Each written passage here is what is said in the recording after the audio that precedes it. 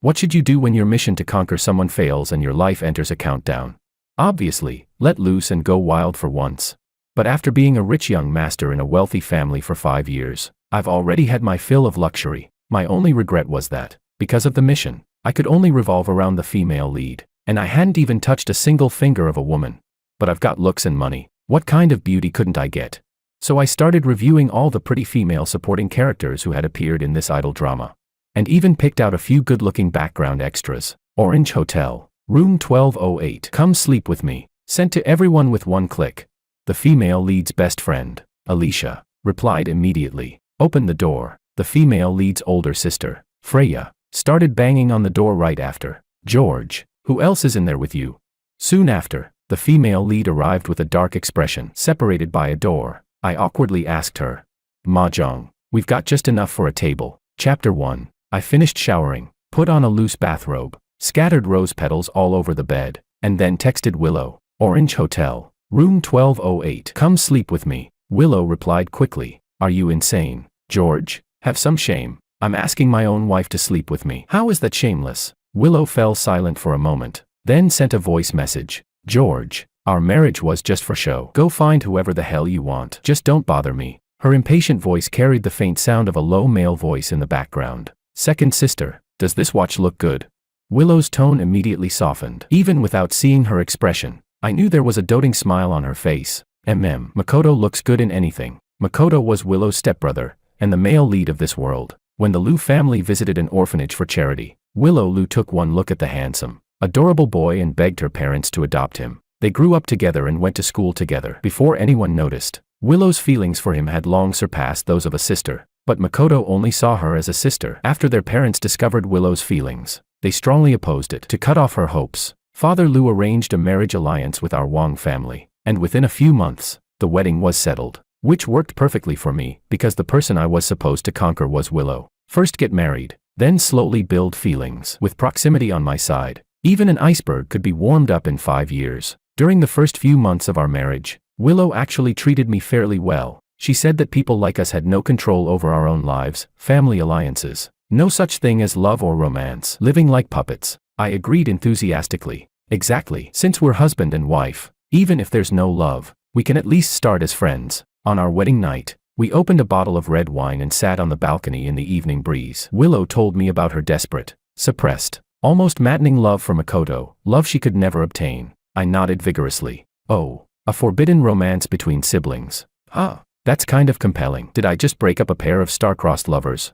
Willow raised her brow in surprise. Her eyes shimmered with broken flecks of laughter. She curved her lips and leaned toward me. With a soft clink, our glasses touched. Her laughter drifted into the wind. George, you're actually pretty interesting. You're a friend I'm definitely keeping. Chapter 2. Starting as friends. My plan to conquer her progressed very smoothly. Willow and I were forced by our parents to go on a honeymoon. We went mountain climbing together, diving together, surfing together. Willow loved all kinds of extreme sports, and I enthusiastically played along. The smile on Willow's face grew brighter and brighter. George, it's really fun going out with you. My sister and Makoto don't like these things at all. Especially Makoto, he's afraid of heights. He wouldn't even dare climb a slightly tall mountain. The system notification popped up. Willow's favorability toward me was skyrocketing. 50, 60, 70. Host, it's at 75 now. Once it passes 80, it won't just be in the friend zone anymore. Step it up. While diving, Willow's foot accidentally got stuck in a coral reef. When she yanked her leg hard, the oxygen tank on her back hit a rock, and the gauge started fluctuating wildly. Willow covered her throat in panic, a long stream of bubbles escaping her mouth. She was a very prideful person. Her diving skills were average, yet she refused to bring a diving instructor. I swam over to her, pulled out my regulator mouthpiece, and shoved it into her mouth. Then I dove down, trying to free her leg, but her calf was wedged too tightly. I struggled with it for quite a while and still couldn't get it out. When I was about to run out of air, Willow grabbed me by the neck and hauled me upward, stuffing the mouthpiece back into my mouth. We took turns sharing that single mouthpiece, relying on that tiny bit of oxygen to hold on until we finally broke free. When we surfaced, we gasped for air in huge gulps. Willow hugged me tightly, her body trembling amid the surging waves. George, you're insane. You could have died. I patted her back reassuringly. It's fine. I've had my fortune read. Apparently my fate is tough as steel. I'll live to at least 99. Willow let out a small laugh, then said seriously, just now, I was actually glad I married you. I exaggerated a shout. Wow. Don't tell me you've fallen in love with me already.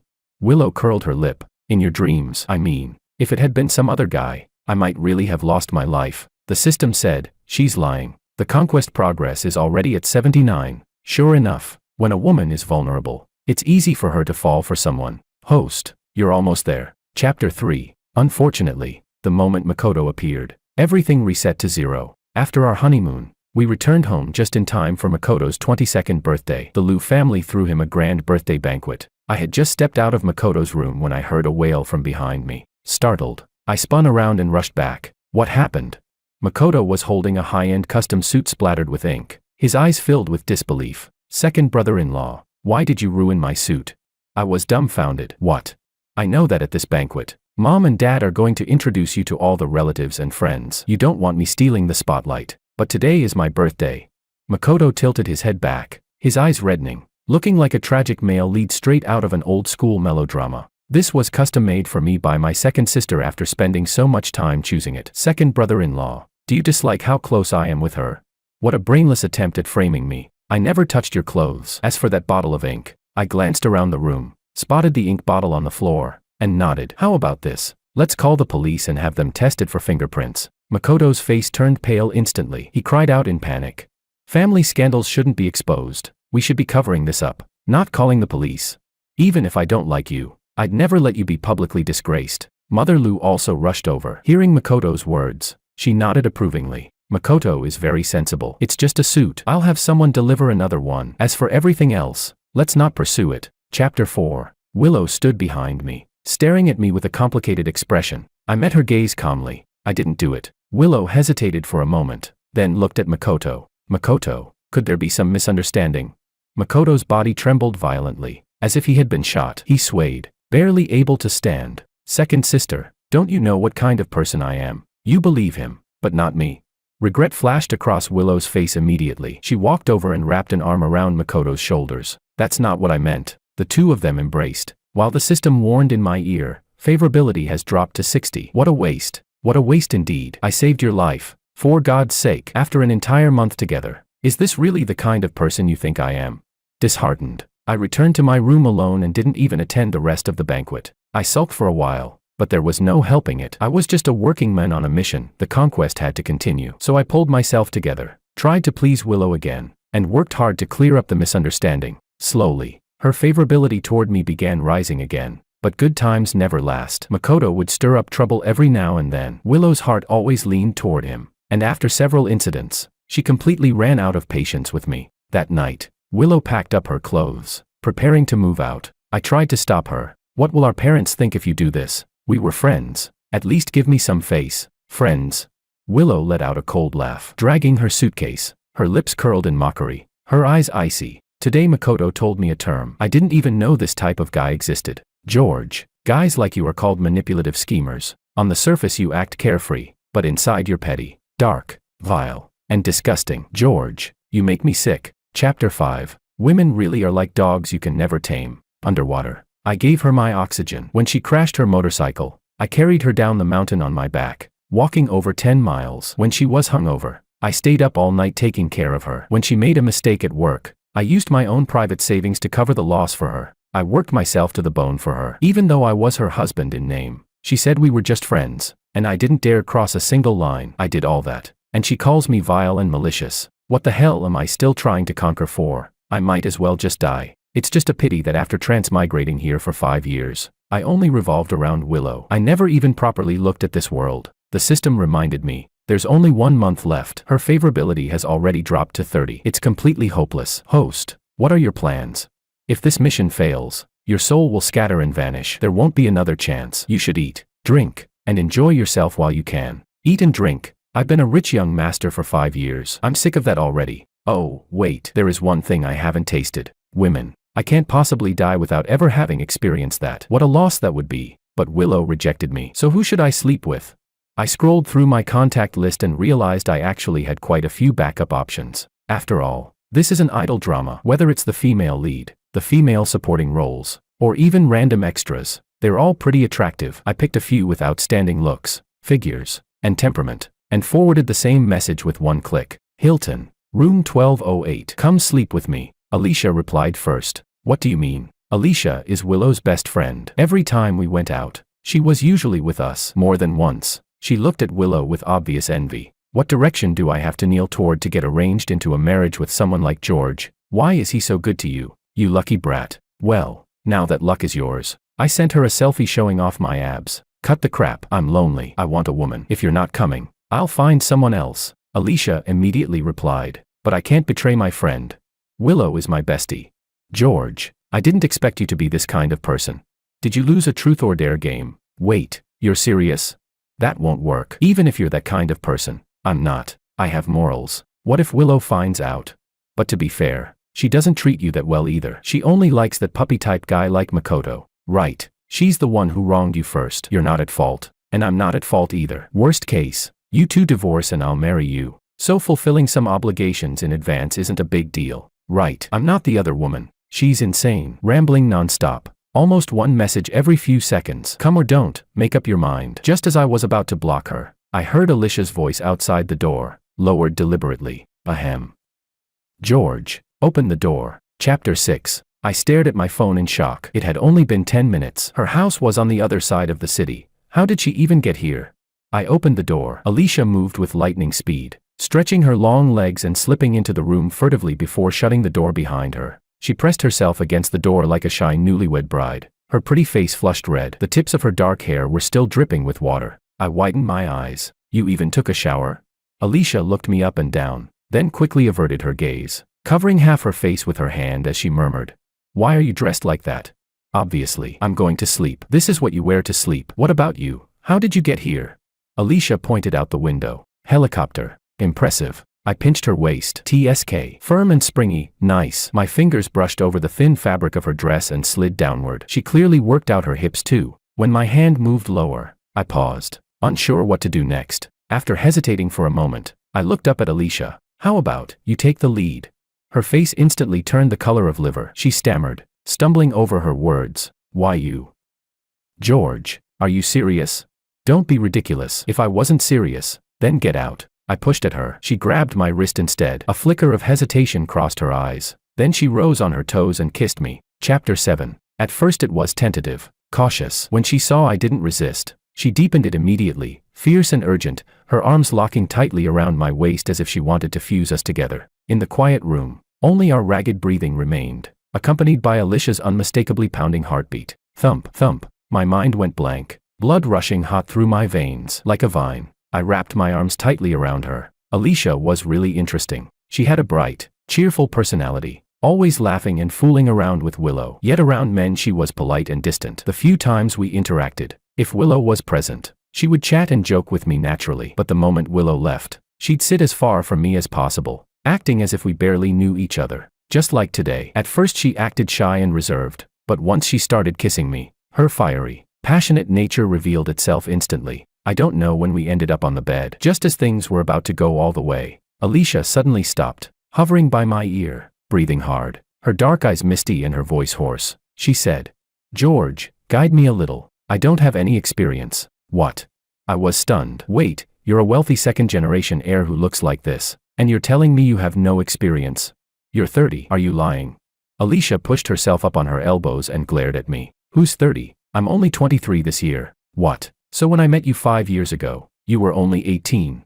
Yeah, I just graduated from college last year. George, you don't know me at all. Careless of me. Since Alicia and Willow were so close, I automatically assumed she was our age. I didn't expect her to be 6 years younger than me. No wonder she always looked so youthful to me. It wasn't good skincare, she really was that young. That only made my pulse quicken more. I reached to undo her bra. Actually, I don't have experience either. But it's fine, I've read plenty of books. My theoretical knowledge is extensive. Not only can I guide you, I could probably handle a few more. Chapter 8. Just as my fingers hooked onto the clasp of Alicia's strap, there was another knock on the door. George, open the door. The voice was gentle and pleasant, yet carried a chill that brooked no refusal. Just those few words were like a bucket of ice water poured over my head, extinguishing all the heat in my body. I shoved Alicia away in a panic, starting to stammer. Hurry, hide, hide. The eldest Miss Lu is here.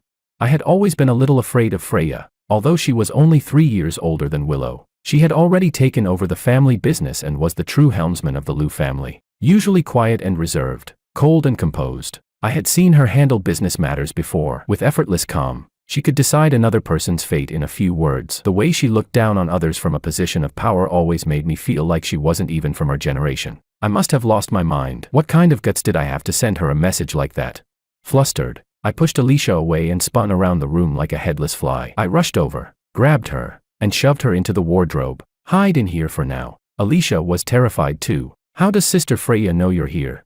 I don't know. Maybe she just passed by. Yeah, passed by. I pressed a finger to my lips, signaling her to be quiet, pushed her head down into the wardrobe, and shut the door. The knock came again, neither heavy nor light. George, is there anyone else in your room?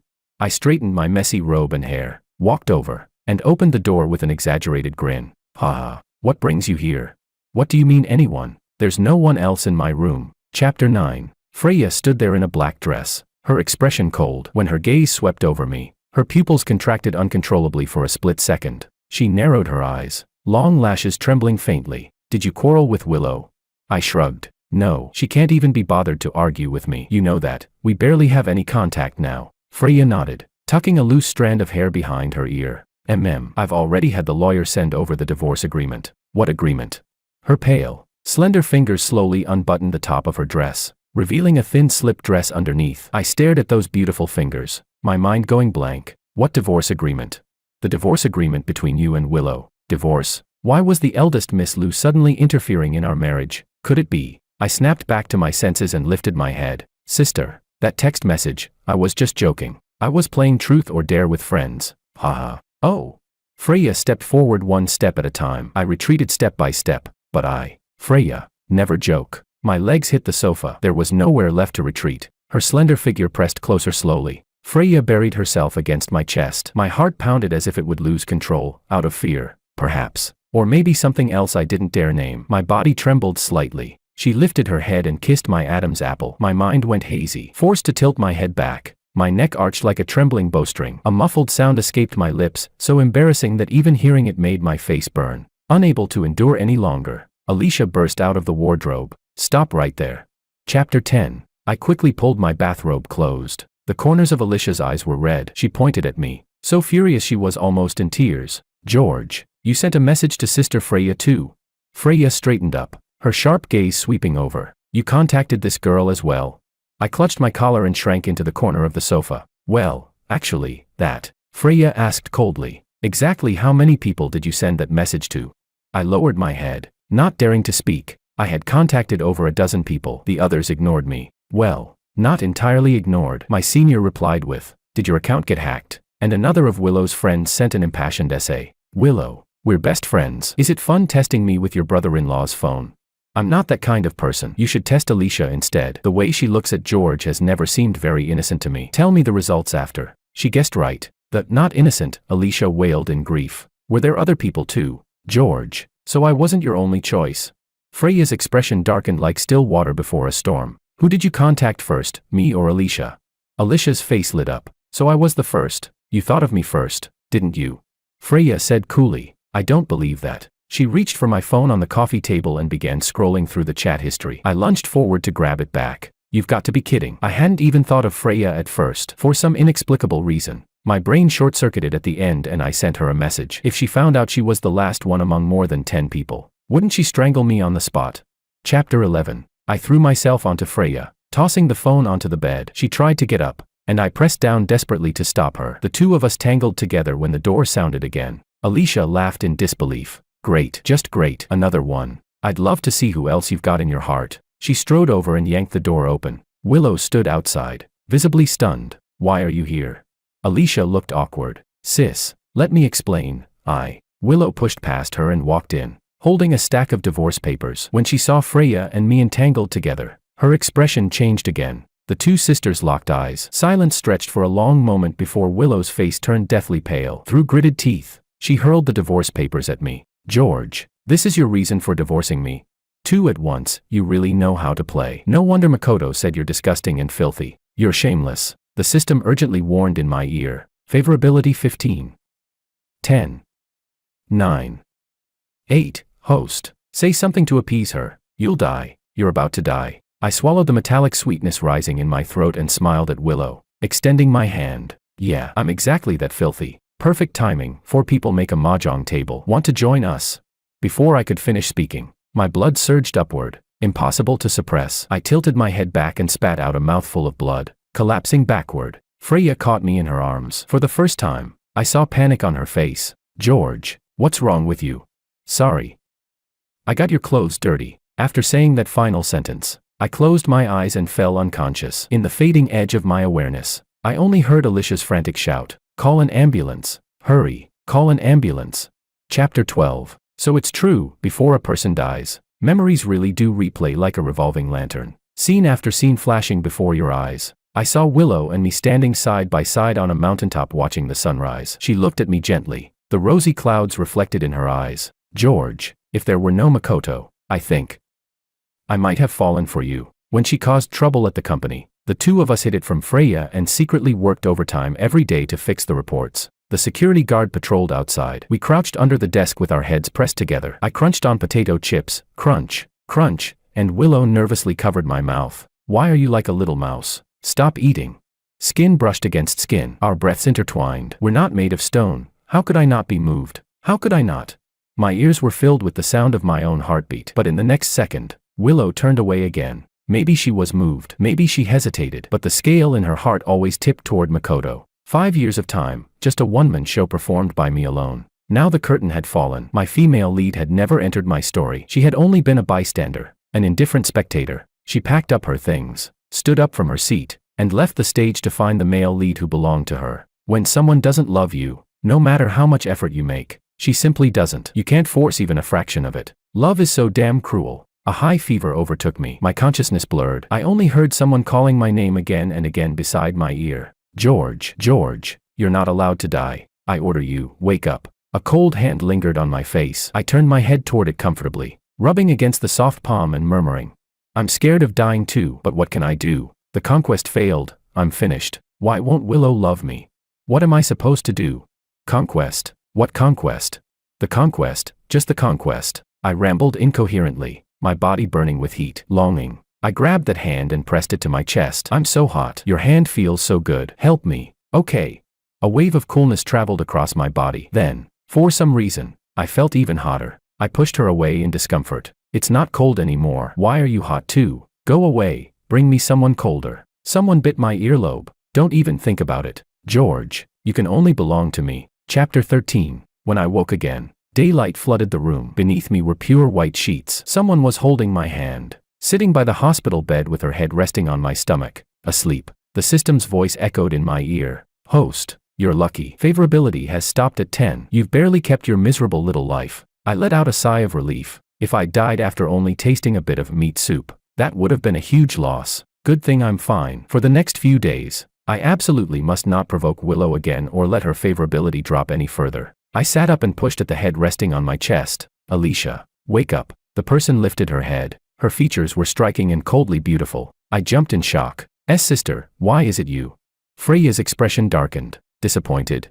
Haha, no, of course not. It's just, you're usually so busy. How do you have time to stay at the hospital with me? How long was I asleep? Freya stared straight at me, her dark eyes carrying emotions I couldn't decipher at all. George, let's make a deal. I'll help you conquer Willow. I was stunned. How do you know about that? The system suddenly chimed in. Heh, while you were unconscious, you explained everything to her yourself. Knowing doesn't matter anymore. You're almost dead anyway. What difference does it make? True enough. I'm someone on the brink of death. If Freya succeeds, I get my life back for free. If she fails, I lose nothing. I nodded. All right, then what about you? Sister, if it's a deal, what do you want? Freya held my hand and pressed a kiss against it. You. Chapter 14. I didn't expect the first thing Freya would do to be provoking Makoto. The Liu family villa was huge. Freya lived alone on the 3rd floor, while Makoto's room and mine were both on the 2nd floor. After I was discharged from the hospital, Freya had people send a large number of luxury goods into Makoto's room. Makoto picked out a sapphire watch and showed it off to me smugly. Nice, right? Big sister gave it to me. Willow sat on the sofa and nodded with a smile. Whatever Makoto chooses looks good. Makoto shot me a provocative glance and lowered his voice. George, see that? Even if you fake being sick or dying, second sister won't spare you a glance. So what if you're her husband? I'm the center of the Liu family. No matter big sister or second sister, they love me the most. Don't even think about replacing me. Honestly, I had never quite understood Makoto. He clearly didn't like Willow. She had hinted and implied her feelings several times, and he had firmly rejected her every time. But he also couldn't stand seeing Willow get along well with me. Whenever he saw the two of us being harmonious, he would get restless, come out to stir up trouble, and use some underhanded tricks to drive a wedge between Willow and me. The schemes were clumsy, but extremely effective on Willow. No matter what conflict arose, she would always unconditionally take Makoto's side. In front of him, I had never once won. Just like this time, Willow had seen with her own eyes the blood I coughed up. She had seen the ambulance take me away, but Makoto said I was faking it, that I had been caught cheating and couldn't handle the embarrassment. So I staged the whole thing. Willow believed him. I was hospitalized for a week. She never visited once. Not a single call. Not a single message. When Freya brought me home, Willow acted as if she didn't know me, not even sparing me a glance. But for some reason, Freya must have explained the hotel incident to her, because she never mentioned divorce again. Our relationship returned to its former stagnant stillness. Chapter 15. I ignored Makoto and walked to the island counter to pour myself some coffee. Freya entered from the doorway. The moment Makoto saw her, he rushed over eagerly. "Big sister, you're back. I really love the gifts you gave me. Look, does this watch match my suit?" Freya's face darkened. Without hesitation, she reached out and snatched the watch from his hand. "How shameless. Why are you wearing George's watch?" Makoto looked as if he'd been struck by lightning. His face turned pale, his lips trembling. "Big sister, what are you talking about? These were clearly all given to me by you." Freya sneered. "As if you deserve them. Return everything you took from George." Makoto clenched his fists in anger. "I didn't take anything from him. Big sister, what are you talking about?" Sensing something was wrong, Willow quickly walked over to mediate, protectively pulling Makoto behind her. "Big sister, how could Makoto possibly take someone else's things? Is there some misunderstanding?" The butler lowered his head and quietly informed Freya. "Miss, the maid made a mistake. The gifts that were meant for the second young master were delivered to the young master's room instead," Freya said coldly. "She can't even handle such a small task. Have her dismissed tomorrow. Move everything back to George's room. George, come to the study with me. I have something to discuss." I was secretly thrilled as I followed Freya upstairs. Makoto's eyes looked like they were about to spit fire, but he didn't dare contradict Freya. Instead, he vented his anger at Willow. Willow comforted him, saying it was only because I had just recovered from a serious illness and had helped Big Sister a great deal at the company before, so that was why she sent me the gifts. Chapter 16. Makoto had been spoiled by Willow for years. He always felt that all the good things in the family should belong to him. This time, he had lost face in front of me. There was no way he could swallow that humiliation. Yet for some reason, over the past few days, Freya's attitude toward him had grown especially cold. Whenever he spoke, she kept a straight face and ignored him. The moment I chimed in, however, Freya responded immediately. One morning, as we were heading to the company, Makoto happened to be going out as well and wanted to hitch a ride with Freya. She directly said she had no time.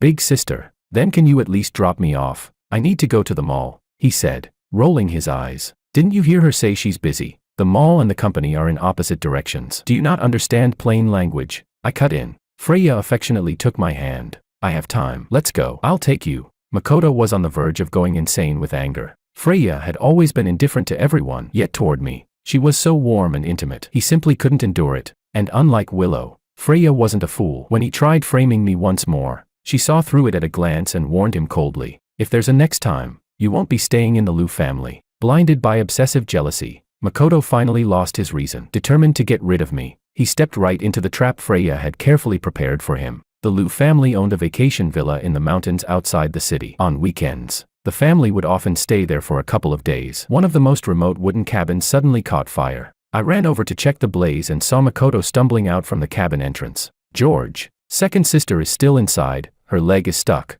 "What?"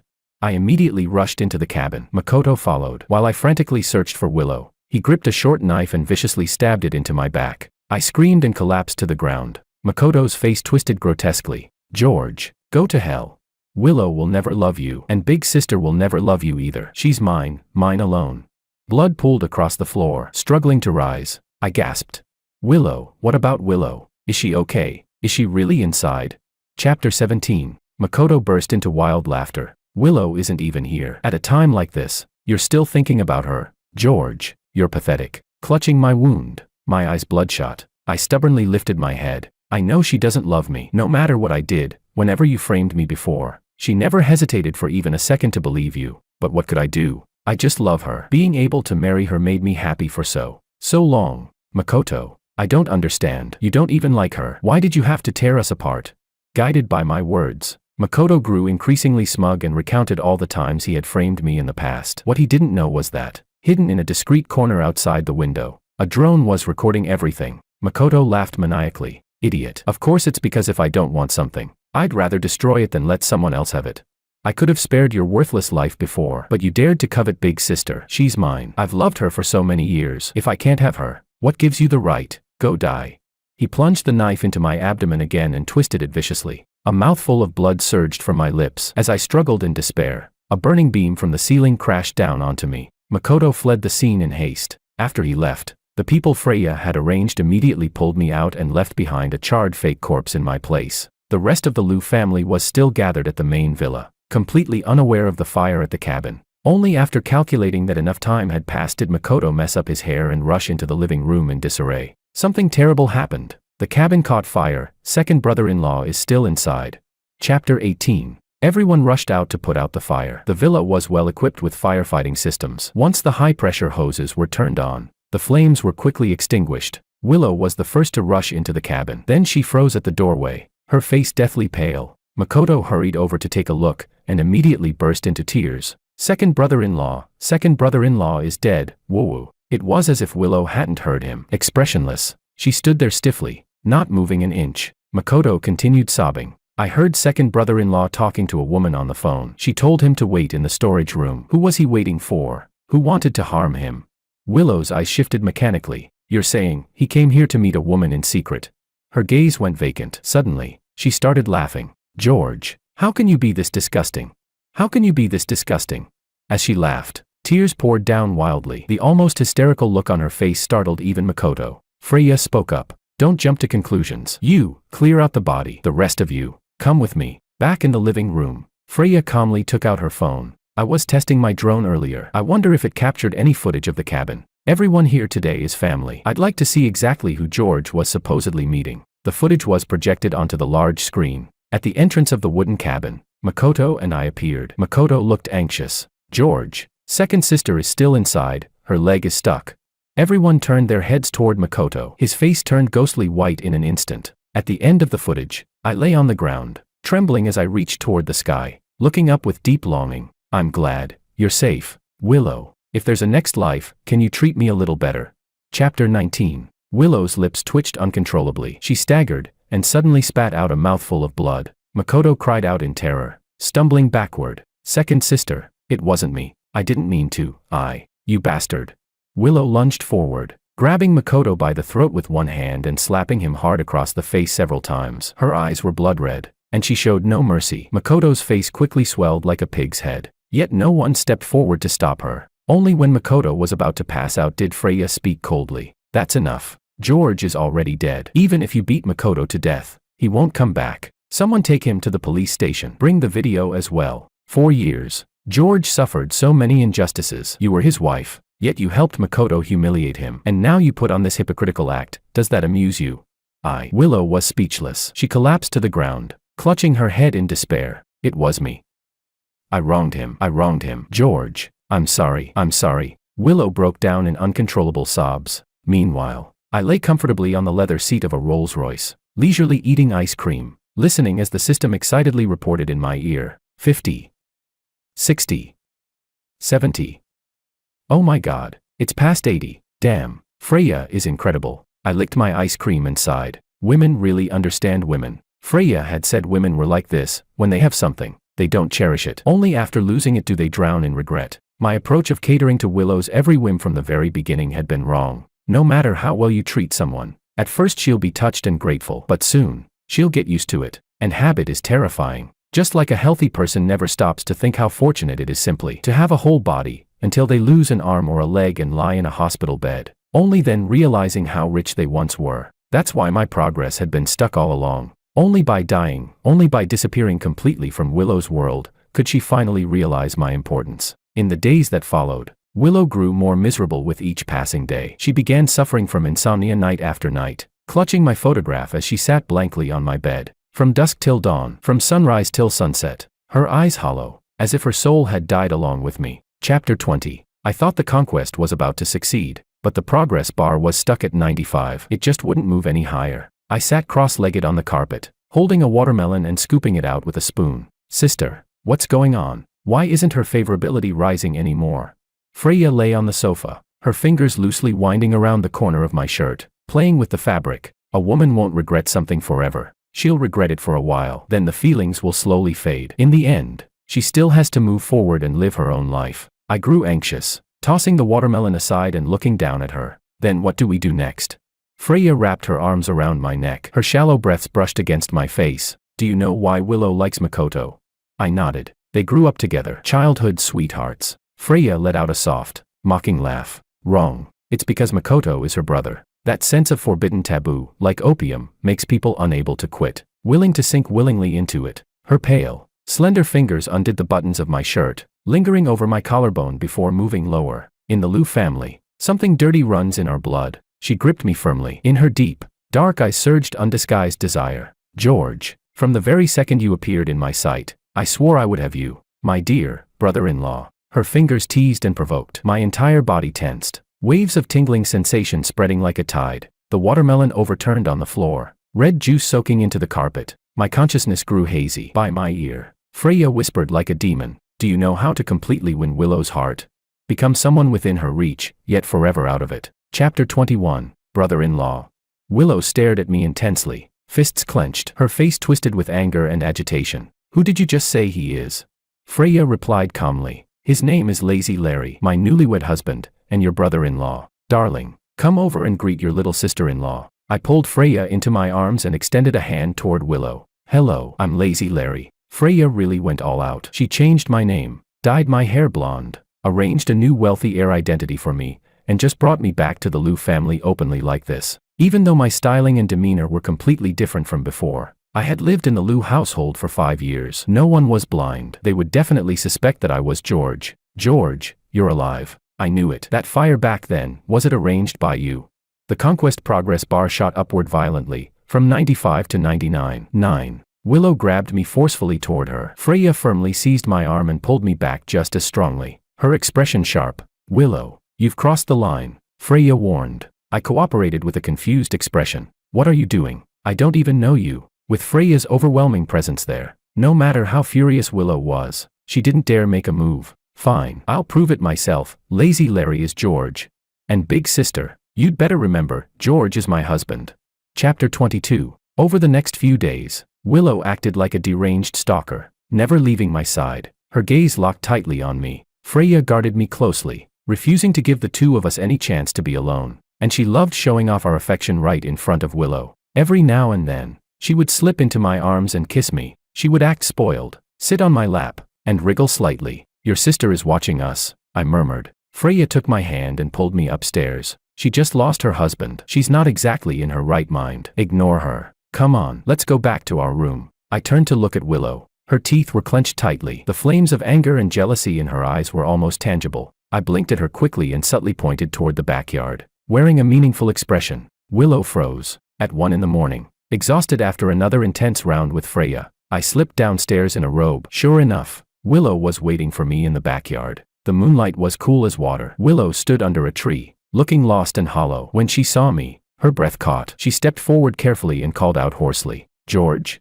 I hesitated for a moment, then nodded. Her eyes lit up instantly. She rushed toward me, trying to hug me. I quickly stepped back. Stop. Don't come any closer. Willow's eyelids trembled. She gave a bitter smile. All right, I won't come closer. What happened before, it was all my fault. George, can we start over?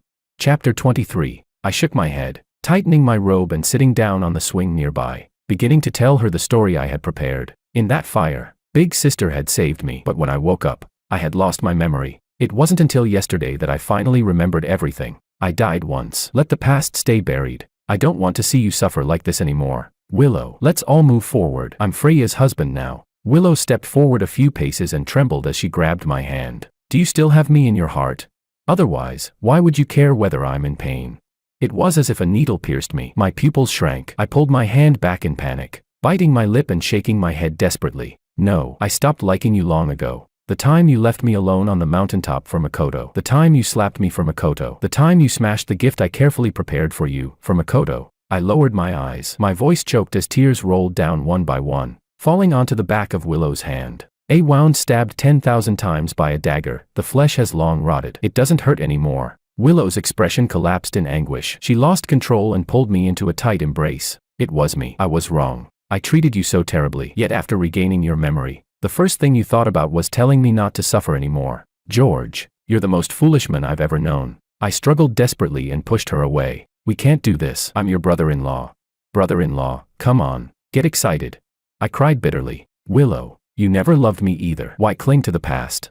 That's not true. Willow hugged me tightly, her tears soaking through my robe. I like you. I've always liked you. I was moved by you long ago. I just didn't realize it. George, I love you. You're mine. Favorability 100%. Congratulations. Host, the conquest is successful. You will receive 10,000 system points, which can be used in the store for your next mission. Finally, it succeeded. A wave of relief washed over me, and the tension in my body melted away instantly. Chapter 24. Willow's lips trailed up along my neck, urgently searching for mine. I swung my arm and delivered a hard slap across her face. Her head snapped to the side. She covered her cheek in disbelief. I wiped away my tears and let out a cold snort. You dare covet your own brother-in-law, you animal. Get lost. Behind me, Freya's voice sounded, restrained but edged with anger. Lazy Larry, come here. I hurried over obediently and took her hands. Honey, let me explain. Freya cut me off. No need. Whatever you say, I believe you. Willow still thought I was acting. She looked at me with unbearable sorrow, guilt, and heartache written all over her face. I wrapped an arm around Freya and walked away. The conquest was complete. Whatever Willow felt now had nothing to do with me anymore. I told Freya I wanted to travel the world alone. Of course, she refused. Stay by my side. Freya's possessiveness was astonishing. She was calculating, ruthless, not exactly what you'd call normal. In the past, I never dared to challenge her, but now, I had leverage. I pushed her down onto the bed and leaned over her. I'm informing you. I'm not asking for permission. Freya raised an eyebrow, planning a rebellion. I slowly loosened my tie and used it to bind her wrists to the headboard. I forgot to tell you something. After a successful conquest, there's a system reward. One of the rewards, I can leave this world at any time. Freya's expression changed instantly. She struggled, trying to sit up. I pressed a finger to her forehead, pushing her back down, leaning close to her ear. I'm free, Freya. No one gets to control me. She froze. After a moment, she relaxed into the mattress, her free hand circling tightly around my waist. The puppy finally turned into the master. Impressive. Her tone carried faint praise, yet still that unmistakable confidence of someone used to winning. Chapter 25. The next morning, when Freya saw who had come to take me to the airport, she completely lost her smile. Alicia. George, you just had to ask her to send you off. Alicia sat in a convertible, full of energy. She flipped her long hair and laughed boldly. Sister Freya's mistaken. I'm not sending him off. I'm going on the trip too. Freya's expression finally cracked. George, what is this supposed to mean? I got into the car and waved at Freya. Didn't I tell you? The pen's in my hand. How the script is written, that's up to me. Alicia stepped on the gas. My words scattered into the wind. Unrestrained, free. Freya stood there with clenched fists, her face dark as a storm. Willow hid behind the door, staring blankly at the direction I left, filled with pain, regret, and reluctant longing. But none of that had anything to do with me anymore.